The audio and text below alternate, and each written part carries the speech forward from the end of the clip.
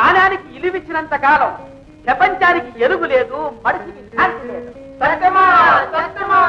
అందువల్ల అమలులో ఉన్న నాణ్యాలన్నీ ఈ ఏళ్ళ నుంచి రద్దు చేస్తంట. సావదో ఇక చెల్లనే చెల్లాలి.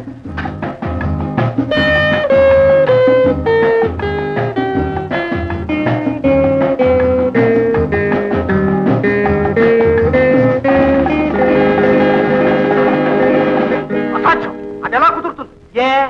ఎందుకు కుదరదు? మనిషికి కావాల్సింది ఏంటి?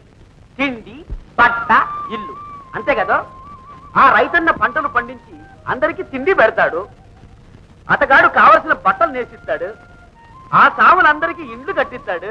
ఇట్లాగే మనం తలా ఒక వృత్తి చేసుకుంటూ కావలసినవన్నీ మనలో మనం ఇచ్చిపుచ్చుకుంటాం. నాణ్యాలు గీణాలు పుట్టక ముందు మనసులో బతకలేదా అంట. ఇదిగో చూడు, ఊరికి కోపం తింటే ఎవరైనా సరే వాళ్ళ పని చేసి తారమే. ఇది అసంభవం, అనుచితం, అక్రమం. ఆగర్భ శ్రీమంతులు, అపర కుబేరులు అయిన ధనవంతులు ఎందరో ఉన్నారు. తరతరాలుగా అనుభవిస్తూ వస్తున్న ఆస్తిపాస్తుల్ని ఈనాడు విడిచిపెడతారా? పదుగురు చేత పనులు చేయించుకుంటూ సుకుమారంగా పెరిగేవారు ఈనాడు కష్టపడమంటే పడగలరా?